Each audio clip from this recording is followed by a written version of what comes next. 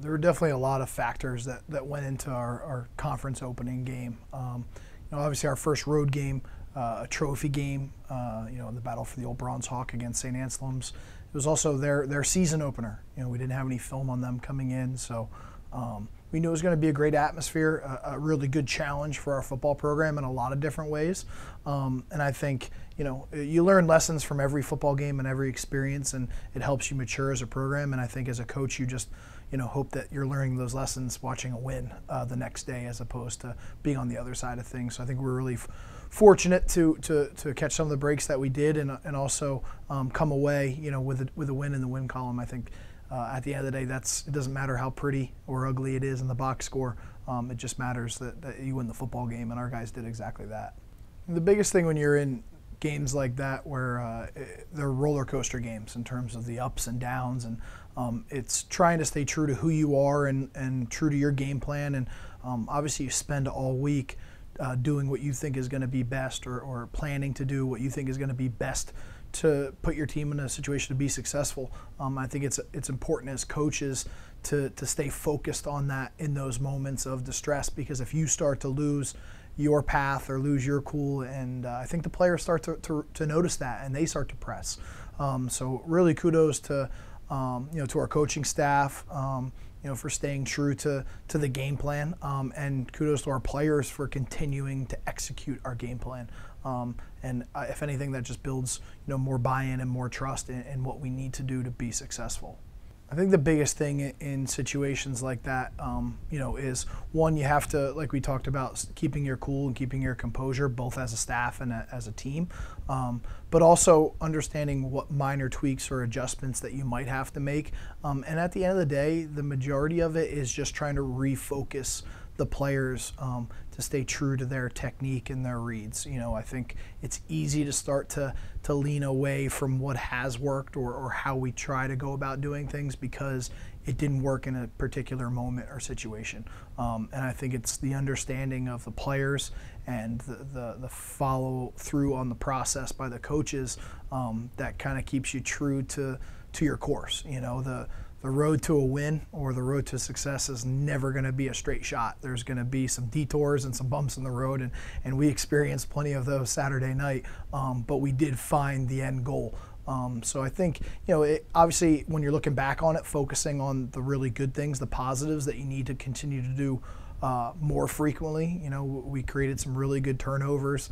Obviously in overtime on defense, we held them to 3 field goals, and obviously kudos to their kicker. He made some, 2 really tough field goals, but when you start with the ball in the 25, your goal as a defense at the very least is to hold them to a field goal. If you create a turnover, then great. But to hold them to a field goal attempt is a win for us. So focusing on where we were successful in some of those situational football moments, and obviously looking back and seeing where some of the breakdowns were throughout the game that allowed us for it to get to that point in the first place. So really just kind of staying true to your course, and as coaches, you just got to keep steering the boat in the right direction, and hopefully the players follow, and they definitely followed through for us. The biggest thing in those situations is understand what is working for you, what has worked for you, and what you can rely on consistently.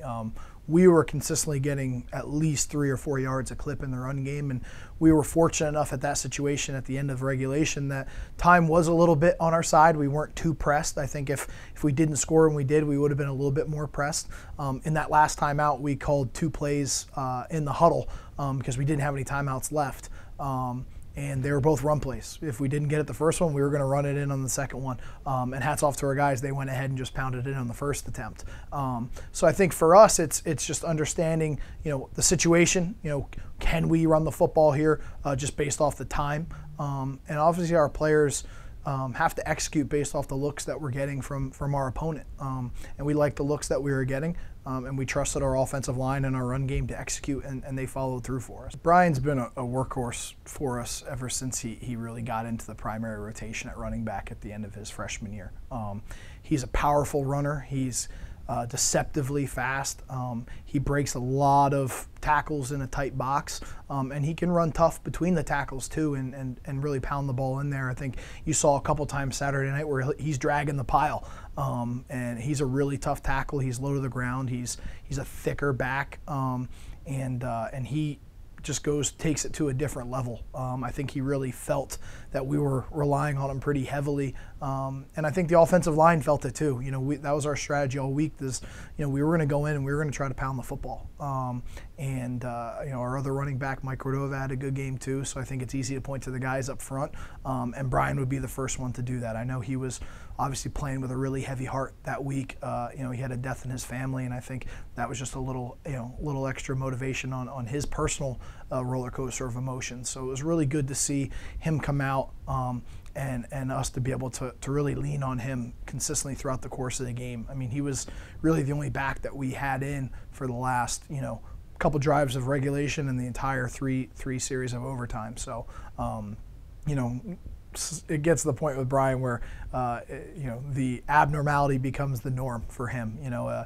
44 carries in a football game is not the norm, and for him, he probably could have had a couple more if we needed him to, because he's that type of football player. Our team was definitely interested in getting back involved with Team Impact. I think it's such a tremendous asset for any athletic program to build those relationships with those that are in need of those relationships. I think there's a huge give and take, from this situation that occurs. I think obviously, there's a desire to be involved with an outside organization, and obviously for our players, it's being able to relate to somebody who's been going through a personal struggle or a family struggle, whether it's health-wise or whatever, and to really understand that there is a level of satisfaction in understanding that you're part of something a little bit bigger than yourself, and that you can provide something off the field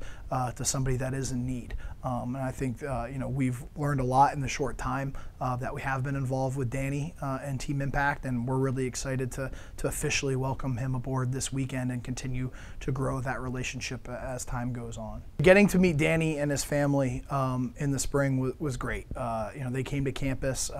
They're based in Plymouth, so not too far from campus. And Danny has been making some regular trips to Boston to hospitals for whether it's some of his chemo appointments or just for follow-ups.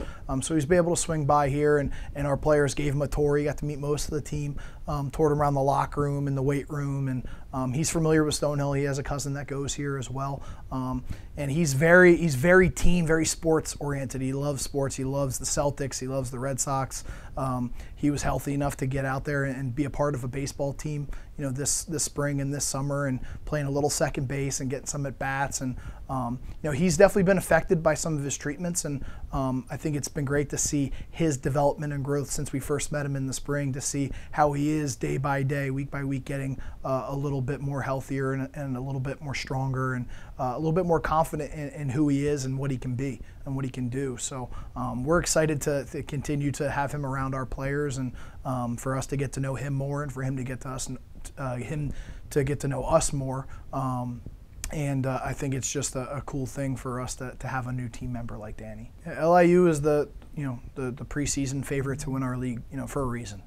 Voted on by the coaches, but they have a ton of offensive skill returning. They've got a transfer quarterback.